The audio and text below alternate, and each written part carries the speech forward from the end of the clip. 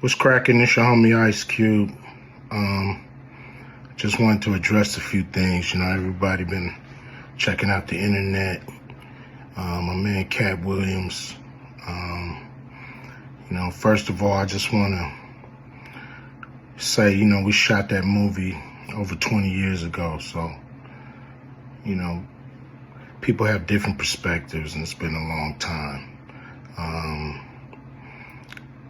I also want to say, every comedian that I've worked with, every comedian that I've put in a movie, I only put them in the movie because I thought they was funny. I thought they was perfect for the part. I tried to put them in a position to win. That's what it's all about, I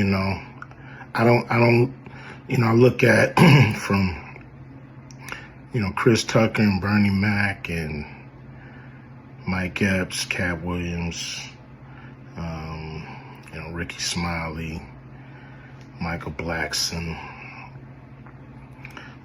Cedric, Kevin Hart.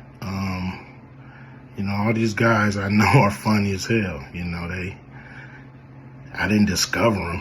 They were doing their stand-up or doing their thing, and I knew that they were great and that they could act, and that if I have an opportunity, I was gonna give them an opportunity. To me, that's what it's all about.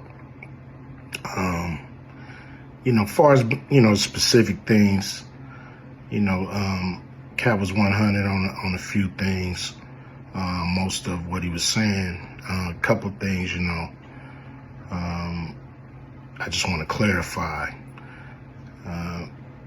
When we bring in a new, comedian, we do have them try out for different roles. So Ricky did give Money Mike a shot. But when we saw him and, we kind of saw how he moved and how he was, auditioning, we decided that he would be a better, Santa Claus, which was, to me, the perfect casting. When we saw Mike, damn, I call him Money Mike. When we saw Katt, when I saw him, I just knew that he was perfect for Money Mike. And, Katt, said he wrote his role, which, the role was written, but he enhanced it. This is why Katt was so dope in the movie. Money Mike had a small role, about as big as the Santa Claus role, but when we start filming, he was giving us such magic that we kept expanding his role and giving him more to do because he was on point. When we shoot these movies, for one, the scripts are fire, or they wouldn't even do it. The scripts are laugh out funny. But we shoot the script, but once we get what we need from the script, we let the comedians ad-lib, riff, play with the words, do their thing. We give them a take where they can, or 2, 3 takes where they can go off and do what they feel. Sometimes it makes the movie, sometimes it don't. When somebody gives you jewels, you want to try to make sure that makes the movie. So in the movie, there's second thing I want to clear up.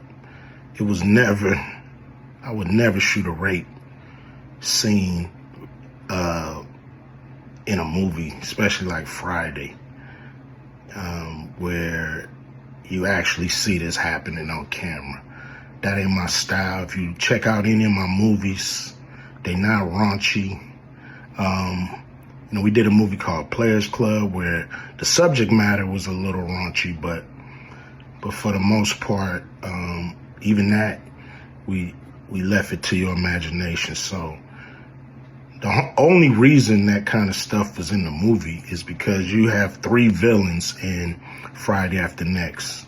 You have the Santa Claus stealing presents. You have Damon, just got out of prison, sweating.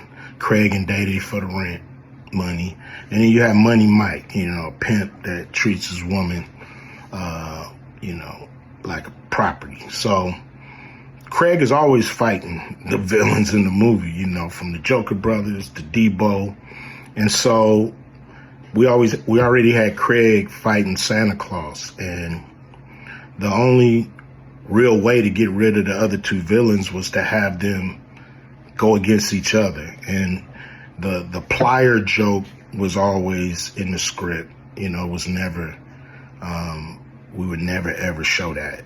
That's not my style if you look at any of my movies. So, that was never a discussion. We, at that point in everybody's career, we would listen to a certain extent, but we wasn't gonna change the movie for any actor. We do what we feel, and if it was a rape scene, it would have been in the movie. There was no reason not to shoot it. But that's not my style. I don't even like that kind of shit in movies, on camera. And so, that was, to me, a little discrepancy there.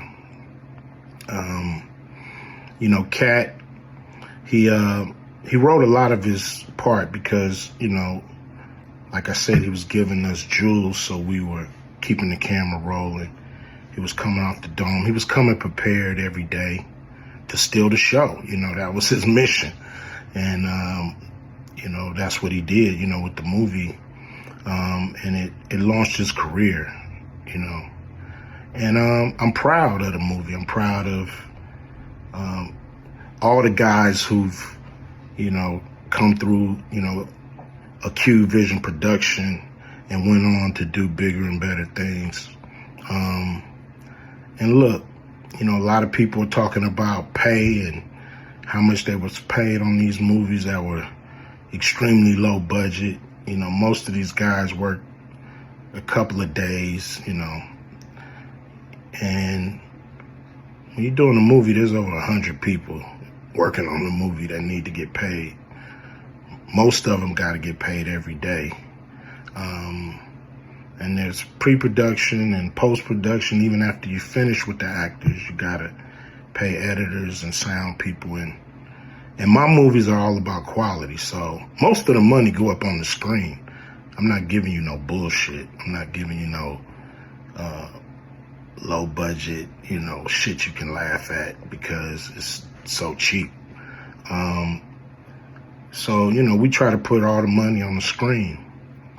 And so any actor that's mad at what they got paid, just look at what you was doing. Look at where your career was at the time. Take a look at where it is now. And Friday has something to do with that, I believe. And I put a lot of people in movies, but they ain't never put me in a movie. So you could take that for what it's worth. You know what I'm saying? I've given a lot of these guys opportunities. And I still act, so I'm waiting for a call. I ain't got to produce everything or write everything. I got love for all the comedians that I've worked with. Got, much love for Katt. He spoke up for me a lot. And I just wanted to be clear and clarify some things. And shit, man. I hope y'all have a good 2024. Yeah.